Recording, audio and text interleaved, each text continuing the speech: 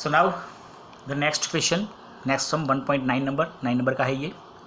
Calculate the atomic mass of chlorine using the following data.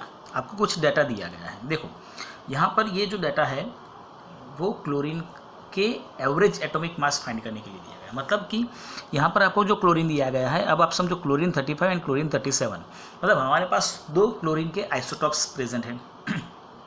एक chlorine जो 35 atomic mass होता है, एक क्लोरीन जिसका एटॉमिक मास होता है 37। हमें ये दिया गया है कि ये नेचुरल में कितने मिलते हैं। अगर हम बात, ये 10th में आया था ये क्वेश्चन, सॉरी 10th में नहीं, 9th में हमने इसको सॉल्व किया हुआ है। तो नेचर में देखा जाए तो 35 एटॉमिक मास वाला जो क्लोरीन है वो 75.77% है, जबकि 37 वाला जो है वो है 24.23%। और इन दोनों का आपको मास दिया गया है, मोलिकुलर मास या तो मोलर मास, वो है 34.96 in case of 35 and it is 36.96 in case of 37। ये हमें दिया गया है। अब आपको क्या फाइंड करना है? एटॉमिक मास ऑफ क्लोरीन, मतलब आपको एवरेज एटॉमिक मास फाइंड करना पड़ेगा, क्योंकि आपके पास दो अलग अलग क्लोरीन है, दोनों का अलग अलग मास है। तो कैसे करेंगे आप इसको? तो आपके पास जो फॉर्मूला है वो सिंपल फॉर्मूला है कि जो भी मोलर मास है वो और जो उसका नेचर में जो परसेंटेज है वो, इन दोनों का मल्टीप्लिकेशन का हम एवरेज फाइंड करेंगे। समझो यहाँ पर एवरेज एटॉमिक मास फाइंड करने की मैंने बात की, तो उसके लिए क्या करेंगे, मैंने क्या फॉर्मूला है उसके भी m1x1 plus m2x2 plus m3x3 plus m4x4 whatever जितने भी होंगे। यहाँ पर हमारे पास दो ही है तो हम दो ले रहे हैं, लेकिन अगर तीन होते सपोज तो हम यहाँ पर m3x3 भी लेते, चार होते तो m4x4 भी लेते। एंड इन सब का एवरेज निकालना है और उसको 100 से डिवाइड कर देना है। चलो तो यहाँ पर m1 जो है वो हमारा ये मास रहेगा, मोलर मास, और x1 जो है ये परसेंटेज रहेगा, मतलब इन दोनों का मल्टीप्लिकेशन प्लस इन दोनों का मल्टीप्लिकेशन डिवाइड बाय 100, तो वो हो जाएगा आपका average atomic mass.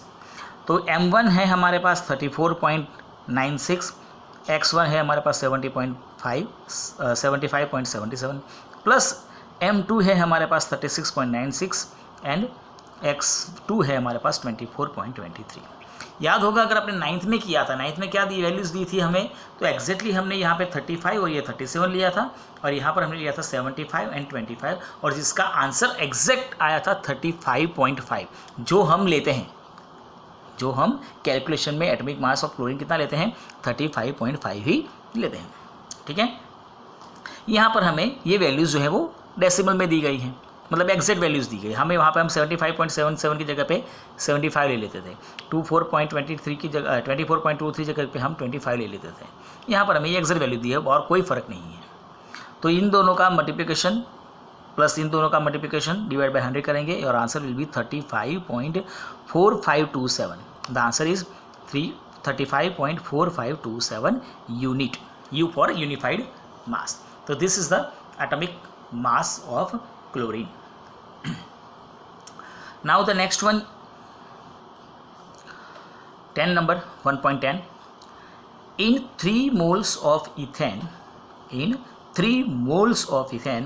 calculate the following. आपको क्या क्या फाइंड करना है? तो first one, number of moles of carbon atoms, और सेकंड में है numbers of moles of hydrogen. ठीक है, दोनों हैं, एक में कार्बन एटम और दूसरा का है हाइड्रोजन एटम। चलो आपको दिया क्या है बच्चों? ईथेन। ईथेन मतलब C2H6, we have given is ethane C2H6। अगर हम C2H6 में देखें तो we have 2 atoms of carbon and 6 atoms of hydrogen. अगर हम उसको मोल के अंदर रिप्रेजेंट करें तो अगर ये हमारा पूरा ये एक मॉलिक्यूल है जिसका जो 1 मोल है, तो उस 1 मोल में से आपको कितने मिलेंगे कार्बन? 2 मोल। हाइड्रोजन कितने मिलेंगे? 6 मोल।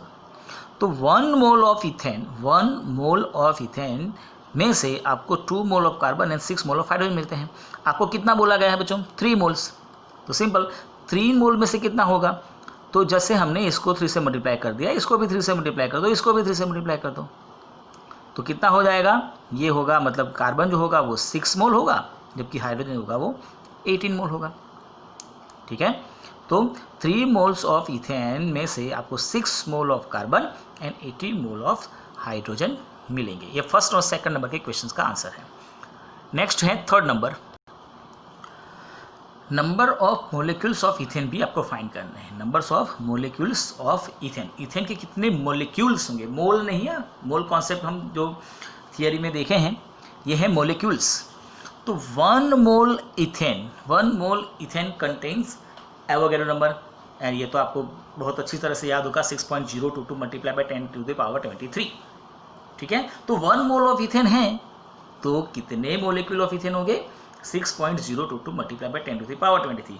लेकिन आपके पास कितना मोल है, हमें बोला है क्वेश्चन में ही बोला गया कि we have 3 moles of atom, तो 3 मोल एटम है तो मल्टीप्लाई बाय 3 कर दीजिए, 6 3 18, 18.069 multiply by 10 to the power 23। ये भी लिख सकते हैं आप 18 पॉइंट। लेकिन आपको याद होगा हम जो थियरी पढ़े थे उसके अंदर जो डिजिट को हम जब रिप्रेजेंट करते हैं तो हमने कहा था साइंटिफिक नोटेशन के बारे में, आपको याद होगा साइंटिफिक नोटेशन। तो उसके हिसाब से हम क्या करेंगे, यहाँ पर ये डेसिमल पॉइंट जो यहाँ पर है उसको हम आगे ले लेंगे, तो आपको मिल जाएगा 1.8069 multiply by 10 to the power 24। तो इतने नंबर्स ऑफ मोलिक्यूल्स होंगे। एक मोल में 6.022, तो 3 मोल में 1.8069 multiply by 10 to the power 24। Now the next question 1.11, what is the concentration of sugar C12H22O11 sugar in मोल पर लीटर। आपको कॉन्सेंट्रेशन फाइंड करनी है, मोल पर लीटर में फाइंड करनी है। If it's 20 gram are dissolve in enough water to make a final volume of 2 litre. आपको क्या करना है, कॉन्सेंट्रेशन फाइंड करनी है, शुगर की कॉन्सेंट्रेशन फाइंड करनी है।